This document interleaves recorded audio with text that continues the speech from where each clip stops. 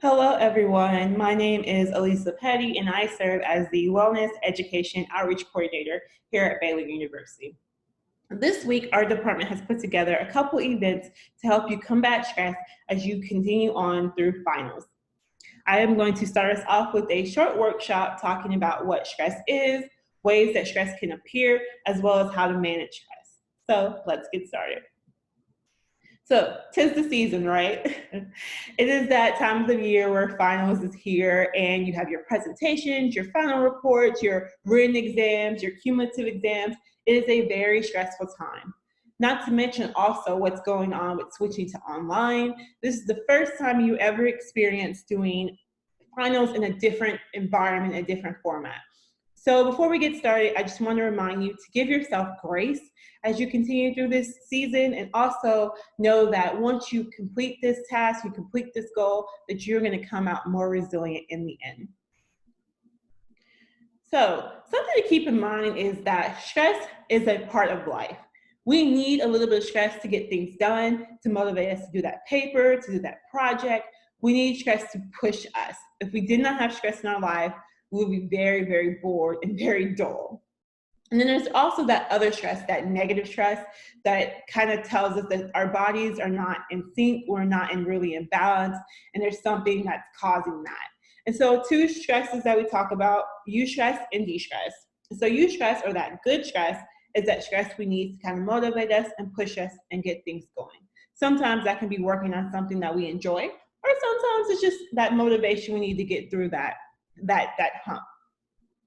And de-stress, when we talk about de-stress, that's usually that negative feeling that we're feeling. And usually when we talk about stress, we're talking about de-stress. So just keep those two in mind. Stress can appear, I like to highlight two different ways: acute stress and chronic stress. Acute stress happens, right? And so the best example I can think of is if let's say you're here in Waco, Texas, and you're driving down I-35, and all of a sudden it appears that 18-wheeler is about to get into your lane. And so what happens? Your heart rate might start increasing, you might grip the wheel, you might sweating, you might start breathing faster, and you're kind of freaking out, right? And then you realize that the 18-wheeler is really not about to get in your lane, and it's kind of going off, it's veering off, it's driving away from you. That is what acute stress looks like. It's something that comes quick, appears, but then diminishes with time. Chronic stress is the idea of having that feeling that a truck is constantly trying to get into your lane all the time. So imagine feeling all those things I just described all the time. That is chronic stress. You do not want chronic stress. That can lead to cardiovascular disease. That can lead to other psychological things that can occur within your brain because you're always feeling like you're under stress. You can feel very fatigued from it. And so chronic stress is something that you want to avoid. So being able to kind of recognize, identify the things that stress you out, being able to eliminate them if possible, or having control over them if possible. And if not, change your perspective. Some things to keep in mind about de-stress, some things that can kind of come into play is your environment, technology, and poor time and life management. And so when we think about environment, we know that we are doing everything at home right now. We are remote working, we are remote learning or online learning, right? We're being social at home. And so making sure that it's organized, well lit, like natural lighting if possible, or well lit in bright area, making sure that noise is at minimum, because we know that noise can cause stress. It can also make it hard for you to focus on the things that you need to focus on, especially if you're studying. And then also the temperature. As it gets hotter here in Texas, and those who are Texans know it gets pretty hot here, being mindful that the temperature plays a huge role in your stress levels. And so keeping things as cool as possible and making sure that you're being mindful when you're spending time outside. Technology. I know. We cannot get rid of it. Technology is everything right now. But putting some limitations on technology, kind of creating some rules for us or some structure for us when it comes to technology is very important. And so sometimes we can get so wrapped up in technology that it takes on our identity. And that's what we look at when we look at techno stress. And so being mindful that you are something beyond the technology that you use, and that we don't always have to be dependent upon it. And also when we look at techno stress, I'm an adjunct instructor for a class, and I teach a stress management class. And I once had a student say sometimes they can hear the dinging of an email, of the Outlook email, in their sleep. And so that is a form of feeling that techno stress, where you're always getting communication and you're always feeling like you have to respond.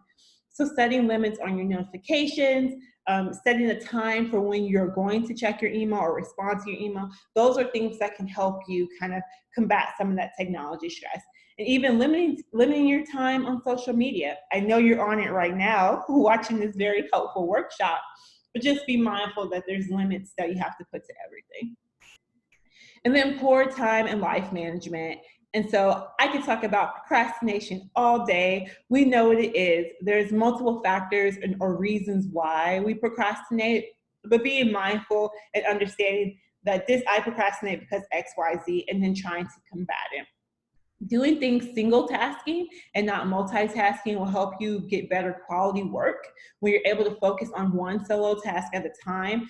Research has shown that you're able to get more done in a short amount of time, and the quality is a lot better. So just be mindful if you find yourself kind of jumping from one thing to another, or have scattered thoughts or scattered thinking, that if you try to focus in on one task, get it done, mark it off your to-do list, that you'll be more productive in the end. Things not to do when you're feeling stressed. Definitely avoid substances, whether that is nicotine, alternative tobacco products like e-vaping, cigarettes, hookah, things like that. Try to avoid those. Try to avoid alcohol as a way to cope with your stress. Definitely be mindful of what you're grabbing when you're feeling stressed out. Try not to take it out on other people, understanding that it is a very stressful time, and don't take it out on your family members, your friends, or those that you live in community with during this time.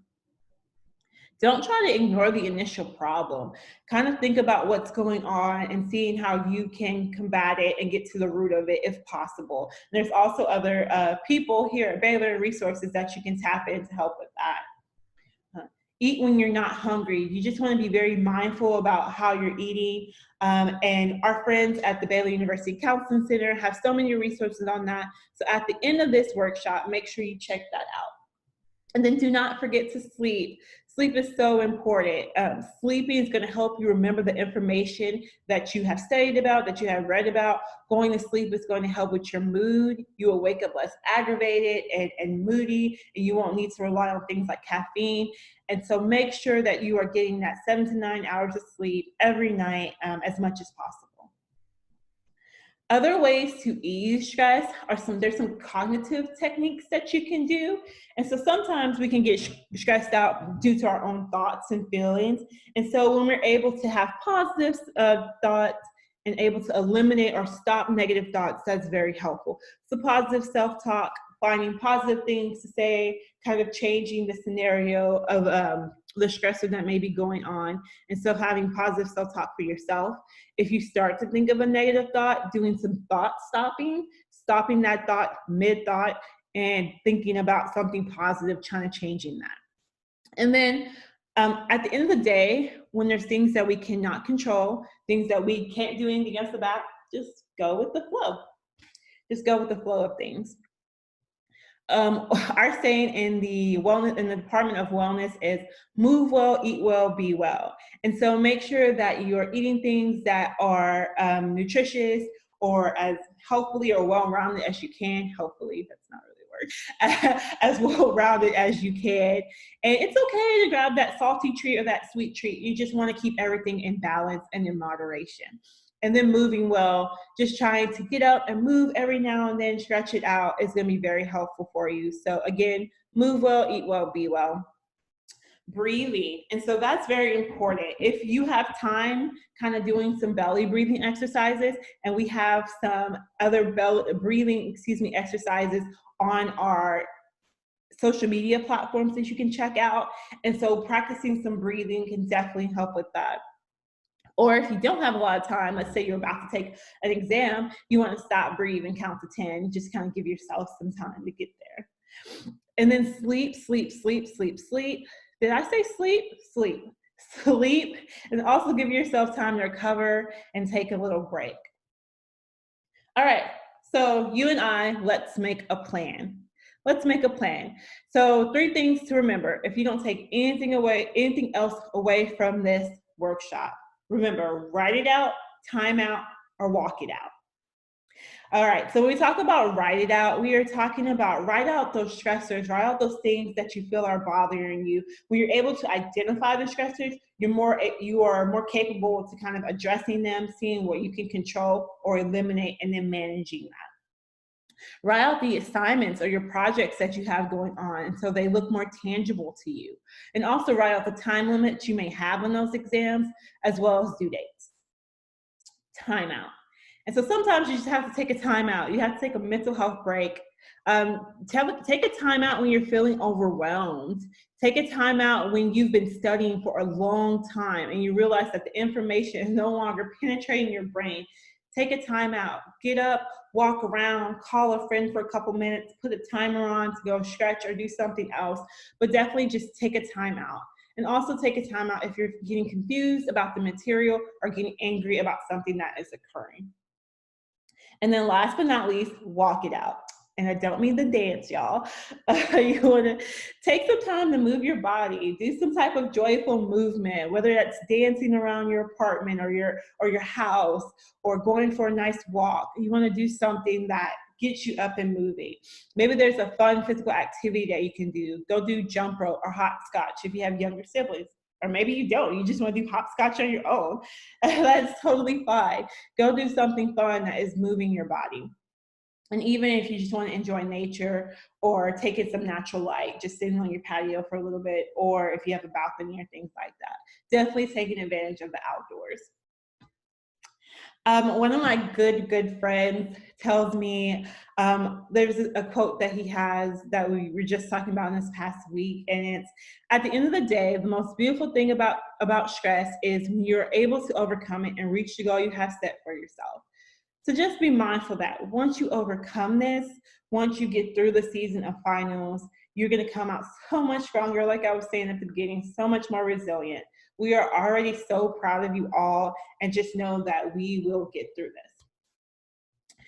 Some resources to keep in mind, or a reminder, I know a lot of y'all are utilizing these resources. Our friends at the academic support, who oversee the academic support programs, our friends at Paul L. Foster Success Center, our friends at the Counseling Center, and as well as everyone here at the Department of Wellness.